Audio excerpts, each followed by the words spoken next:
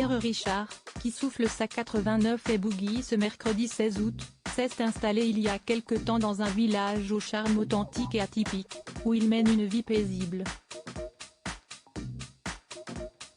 Un cadre de vie sur lequel il s'est déjà exprimé en interview.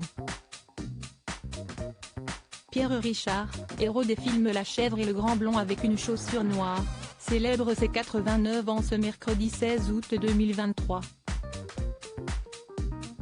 Un anniversaire qu'il devrait fêter avec sa femme Céla Lacerdeux, avec qui il vit partiellement dans le château Bel-Évêque, à Gruissant, Aude.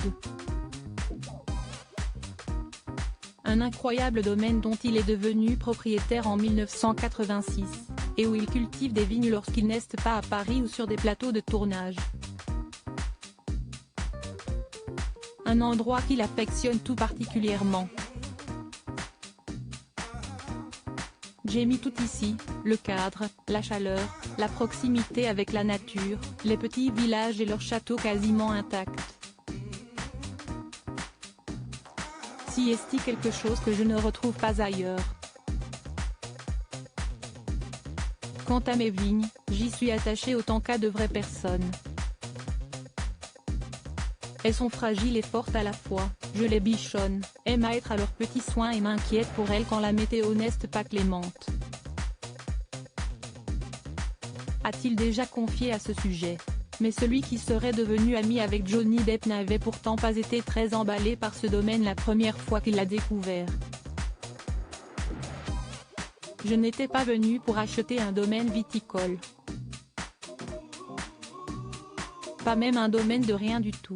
Rien. C'était une promenade que je faisais en arrivant de Paris parce que je ne savais pas quoi foutre avec mon secrétaire. Quand je suis arrivé ici, c'était assez sinistre, il n'y avait pas de fleurs, rien, s'était-il souvenu auprès de nos confrères de la Dépêche.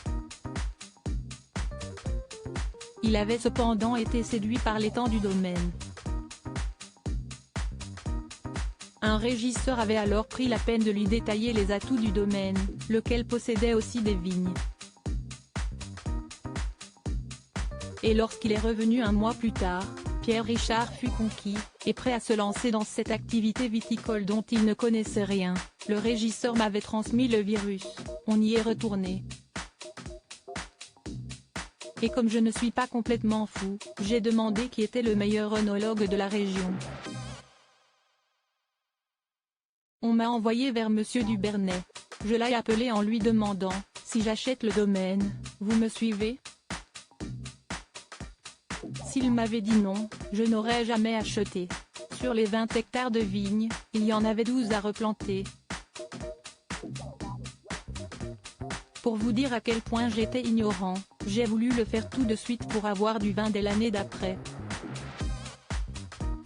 On m'a dit qu'il fallait au moins 3 ans, plutôt 4. Depuis, il est toujours propriétaire de ce domaine et connaît d'ailleurs un succès fou avec son vin. Ces derniers temps, on a eu une espèce d'explosion. On ne s'y attend pas, mais on est content quand on a cette reconnaissance. Mais ce n'est pas parce qu'on a ces médailles cette année qu'on les aura l'année prochaine. Ça dépend des circonstances, qui sont de plus en plus problématiques.